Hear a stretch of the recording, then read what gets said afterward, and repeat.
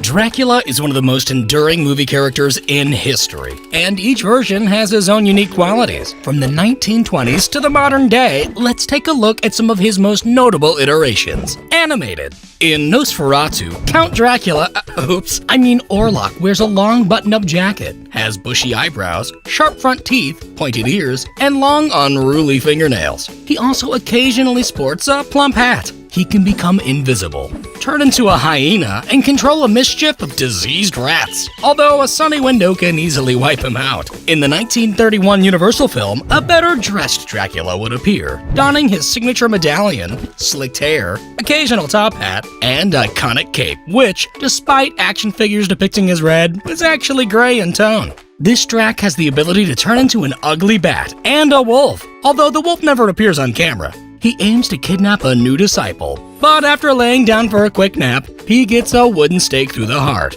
Despite this setback, a plethora of films would follow in the series. But that's a story for another day. In Hammer's Horror of Dracula, a taller Dracula would make his debut. He rocks a black suit with a matching black cape, although in the sequels a red cape liner would be added. He lacks the ability to shapeshift, but is seemingly irresistible to women. That is until he's provoked and his eyes become bloodshot and his sharp fangs are revealed. Although this Drac is taken down by a makeshift cross, this series would continue for 8 more films.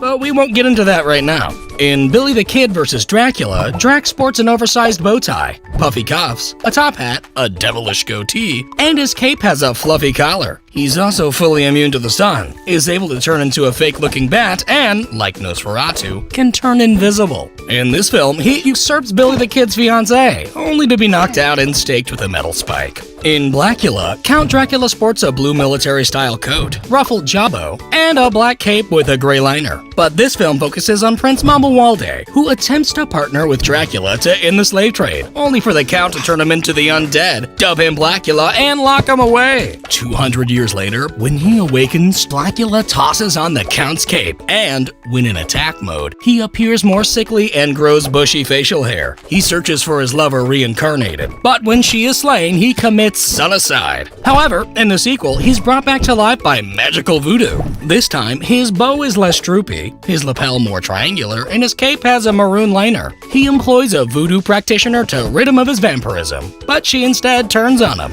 In Bram Stoker's Dracula, Dracula dons red armor to fight in battle, but returns to find his lover dead, causing him to renounce God, which apparently turns him immortal. 400 years later, he rocks a red robe with artistic dragons on the side while wearing his hair in a double beehive style, and is also seen in a gold patterned robe. Furthermore, after a delicious meal, this Drac takes on a younger appearance. His more youthful attire consists of a gray suit with a fancy top hat, an all-black variation, a cream-colored suit, and a military-style uniform. He's also capable of transforming into a green mist, a wolf-like creature, a regular wolf, a man-bat, and a group of rats. In addition, he can withstand sunlight, command the weather, control animals, and also force push. Despite this variety of skills, he is ultimately sliced and stabbed, and then finally shown peace by his lover reincarnated. In 2004's Van Helsing, Dracula sports a long coat, heeled boots, earrings, a ponytail, and sometimes a bulky cloak, as well as a golden masquerade disguise. He's also able to transform into a bat creature with giant wings and a beautiful mane. He has hundreds of vampire offspring, but his happy family is interrupted by werewolf Van Helsing, who just so happens to be the one creature that can defeat Dracula. But this is, of course, just a sampling of the Bloodsucker, who appears in over 200 films. What's your favorite interpretation of Dracula? Let us know, so we can follow up with another Dracula animation in the future.